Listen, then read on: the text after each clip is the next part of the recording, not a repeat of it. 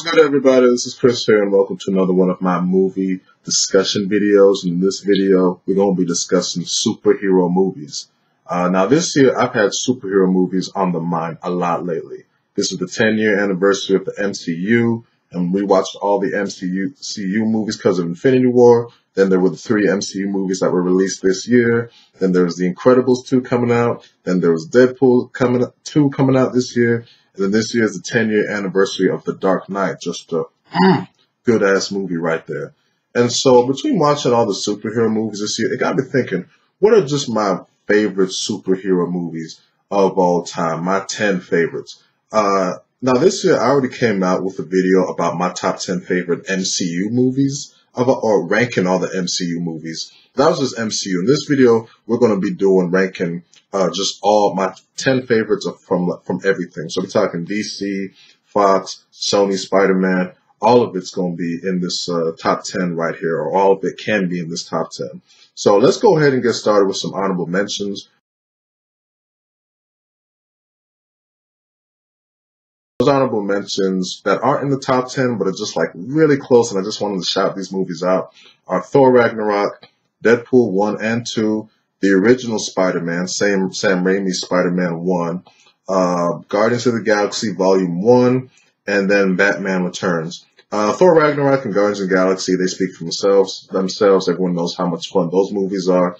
Deadpool 1 and 2, hilarious movies, real game changers with that R rating, just like really good. I think I actually like Deadpool 2 a little bit more than 1, but that's just for right now. I still got to rewatch Deadpool 2 again. I've only seen it once. Sam Raimi's original Spider-Man, sorry, love that as an origin story. I just think it's just a really charming, just well done, kind of underrated superhero movie now. And then another one I think is underrated is Batman Returns, the original Tim Burton's second Batman film, second and his last Batman film. I really like that one. I think it's actually a lot better than his original Batman movie, the one with the Joker. This one I just think is just really, really good all around. So yeah, those are my honorable mentions right there. Now let's move into the actual top 10. And at number 10 is Marvel's The Avengers, Avengers 1. Yeah, this was the movie that catapulted the MCU into what it is right now. This was just a really good team-up movie. This is what everything the previous MCU movies were building up towards, and it really paid off. It's a really fun film, really good character moments, great action, the Battle of New York, and just a fun overall film that put the MCU really where it is today, right now. It all came with Avengers 1. And had Avengers 1 failed, oh my God, who knows what would have happened to the MCU after that. That's a really interesting butterfly effect right there. So yeah, Avengers 1 at number 10.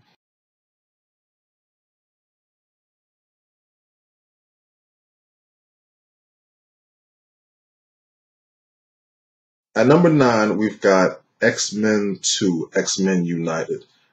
Yeah, this one, I think the X-Men movies are kind of forgotten about how good they are because of all the MCU movies we've got going right now. But X2 was just a really well done sequel. I really like X-Men 1. X-Men 2 was even better. I love all of Bryan Singer's X-Men movies, besides obviously X-Men Apocalypse, which was not really all that good. X2, this is just a really good sequel. Once again, the whole stuff about treating mutants as second-class citizens, the political commentary in that, the underlines and all that, really good. The way it handles most of the characters is pretty done. Wolverine, Storm, Professor X, and Nightcrawler is really cool in this. That opening scene he's got is so badass. And yeah, this is definitely a movie that I feel like is forgotten, but I hadn't forgotten about it, and I still think this is a really good superhero movie right here. So it's at number 9.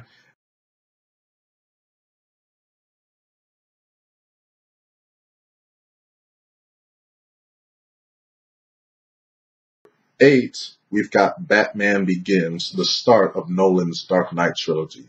And once again, we have a really good origin story right here. The big thing with the Dark Knight trilogy was how it's a realistic take on Batman in terms of everything in these movies can be like, it can happen in the real world.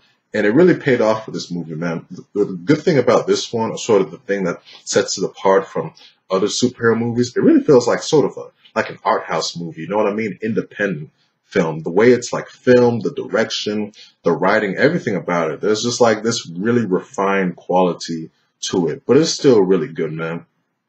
Bale as Batman is really good. Is really good, even though the voice, people have their, is it? But you know, for this one, for what that you're going for. I guess it was fine. His origin story, the way they show his training, the non-linear storytelling, really good. Scarecrow, not in the movie all that much, but his scenes that are there, they're pretty effective. I still liked them. And yeah, just a really good origin story and a good start to Nolan's Dark Knight trilogy. So Batman Begins at number 8.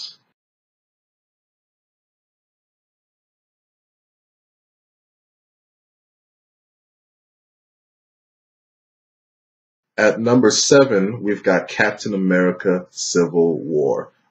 Yeah, this is the first movie on this list, MCU, on this list done by the Russo brothers, who are proven to be the best Marvel directors going right now with all the work they've done. We'll talk more about them later on in this list. But yeah, this was a really done political thriller. Their follow-up to Captain America, the Winter Soldier. And I think they did still just as good a job with this movie in terms of making a mature superhero movie.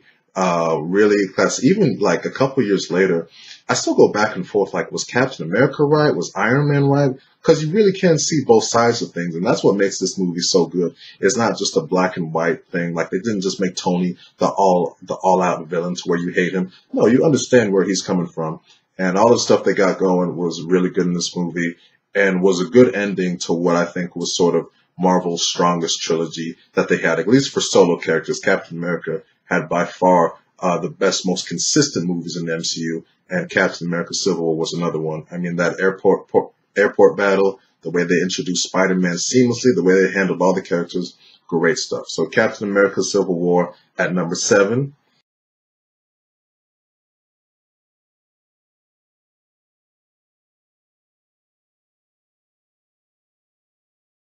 At number 6, we have The Incredibles. First movie on this list not done by DC or Marvel. Pixar's superhero family right here. And yeah, this definitely qualifies for this list because it is a superhero movie, obviously. But it's just a great superhero movie, man. Animated movie, but it's mature in its writing, its characters. The action is great. Pretty violent for a kids movie, some of the stuff they do in here. Yeah, this is a movie that is just timeless right here and how good it was. And it's the reason there was so much hype for The Incredibles 2 because of how good this movie is. I mean, Syndrome, you can put him up there with one of the best superhero movie villains of all time. He was that good in this one. And it's just a fun movie to watch, man. Back in the day, I would pop this on in the DVD player like almost every weekend because I liked it that much. And of course, it still holds up today. And we got Incredibles 2, which wasn't as good as this one, was still really good also. But Incredibles, the original, the Incredibles 1 definitely deserves its place on this list at number 6.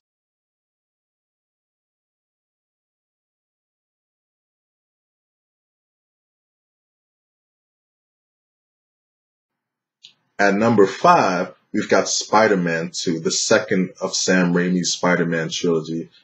Yeah, for me, this is just a really powerful movie right here. The way it delves into Peter Parker's psychology, just his life, his balance between being Spider-Man and Peter Parker is just done so well in this movie. And I think one thing this movie has that's the best out of any superhero movie, probably the love story. I'm a sucker for a really good love story. It's just like something I really enjoy in a movie. This has by far the best love story in a superhero movie. I know people aren't crazy about Mary Jane in the Sam Raimi films, but I thought like the sort of dynamic between her and Peter Parker, this struggle that he had to sort of to win her, but he still got to be a Spider-Man, the responsibilities, so well done in this movie. Just it makes you think about your own life in a lot of ways. And then, of course, Dr. Octopus was a great villain. Definitely one of the best movies, superhero villains all the time. His action scenes, just his dynamics, all the stuff about him was really good. And the action in this movie, man, is phenomenal. The action in this movie, like the first fight with him and Doc Ock, and of course that train sequence. Oh my God, just some brutal, but just like kick-ass superhero scenes. And it's still got some good humor like there was in Spider-Man 1 in this also. But yeah, Really powerful superhero film. I mean, that ending shot where Mary Jane just tells Peter, "Go get him, Tiger," and then he's swinging off to save the to fight crime or whatever. Just that final swing shot just gets me like every time. So yeah, I fucking love me some Spider-Man 2. And yeah, Spider-Man 2, that's number 5 on this list right here.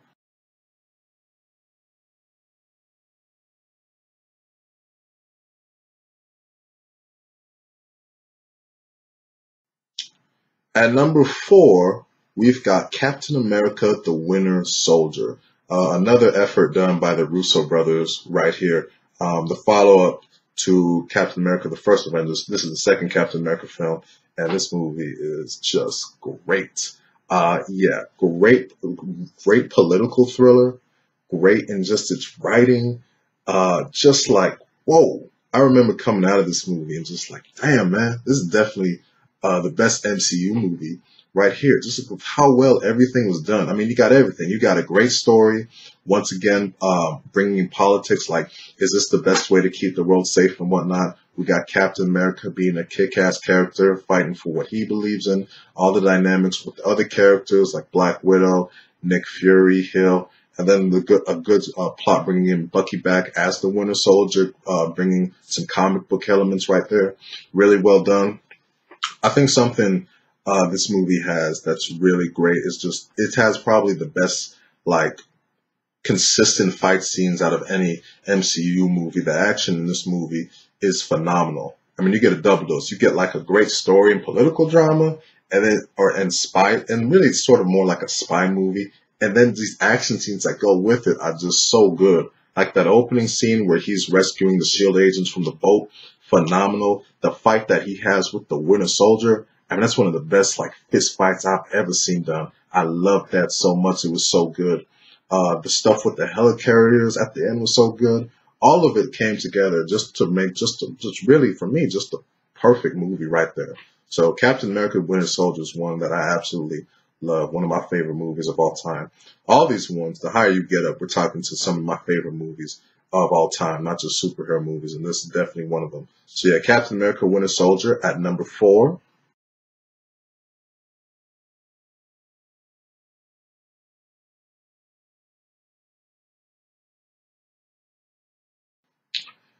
At number 3, we have X-Men: Days of Future Past.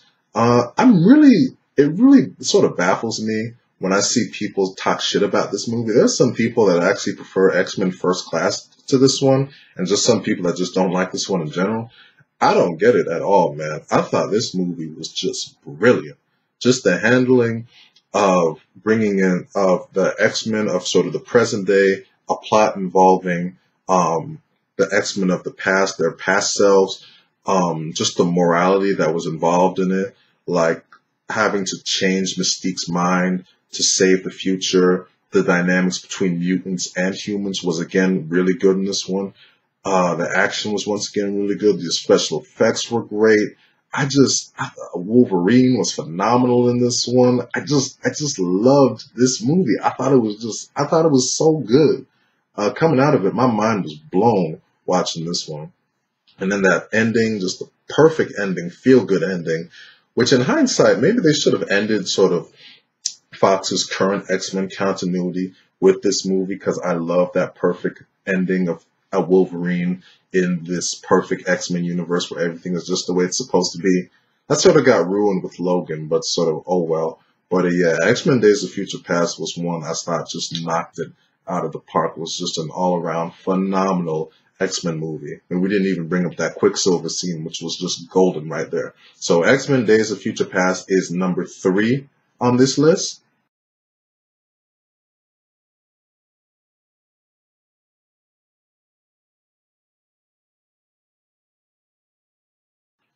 Then at number 2, we got Avengers Infinity War. Everything in the MCU was building up to this, and we got this movie right here 10 years later after the MCU first started, and it delivered on all accounts. I'm amazed. I recently just rewatched this one again.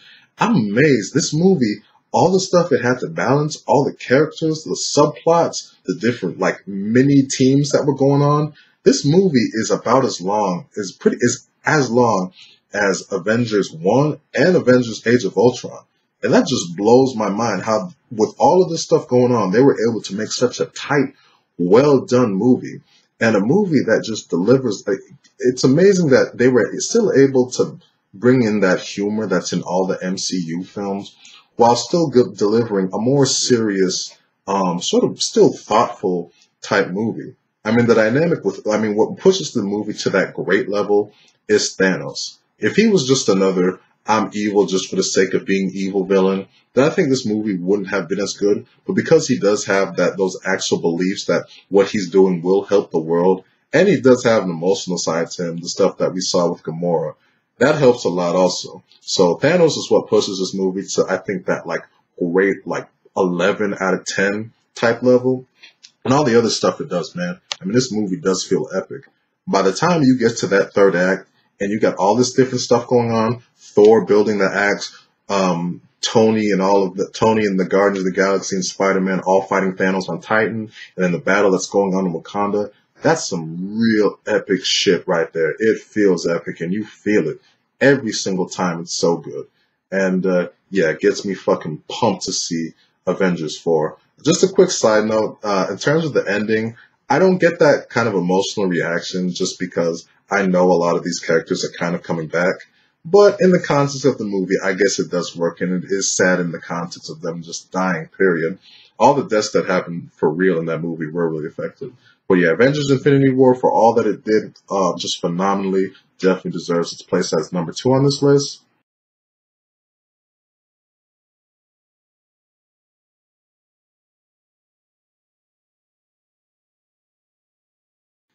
And at number 1, we've got The Dark Knight. Yes, absolutely. 10 years after the fact, this movie coming out, and it's still just as phenomenal. I absolutely love this movie. I mean, we all know what the main thing of this movie was, and that's the Joker. The Joker was just a phenomenal villain. Just, oh my God, just the chaos that he brought to the city, what he brought out of everyone in this movie was phenomenal. The direction, all of the stuff. I mean, talk about Heath Ledger's performance was just amazing. A take on the Joker we have never seen before, but it worked, man. It was just so freaking good in this movie. All of the stuff, man. The thing that gets me once again is how great the script was. All the stuff, once again, this movie had to balance between the Joker, Two-Face, all the different characters, like sort of mini plots. The script that Nolan put together in this movie is just top-notch stuff. And like I said, and I recently just rewatched it again, and it's just as great as it always was, man. This movie was such a good game changer in terms of how we do superhero movies now, what people want out of their superhero movies, how they want them taken seriously. Just so great. All the memorable lines, why so serious, all the great memorable scenes, like that chase scene with the Batpod and him going after the Joker, so damn good. The interrogation scene gives me chills every single time. I mean, there was a while there when this movie came out where I would just recite the dialogue because it was just so damn good and so great. And how everything comes together and how powerful the ending is so damn good, so great. Dark Knight Rises couldn't quite live up to that level, but that's a discussion for another day. So yeah, those are my 10 favorite superhero movies, my favorites of all time. Just a quick recap. At number 10, we had The Avengers. At number 9, we had X-Men 2. Then we had at 8, Batman Begins. At 7, Captain America Civil War. 6, The Incredibles. 5, Spider-Man 2. 4, Captain America Winter Soldier. 3, X-Men Days of Future Past. 2, Avengers Infinity War. And number 1, The Dark Knight. So yeah, it's really fun to discuss all these films. Definitely had superhero movies on the mind a lot this year. I might come out with a video where I do my least favorite superhero movies of all time. That might be even more fun to do because it's always fun to sort of trash on some shitty movies. But we'll see when that video comes out. Hope you all enjoyed this video right here, and I'll see y'all around with another video.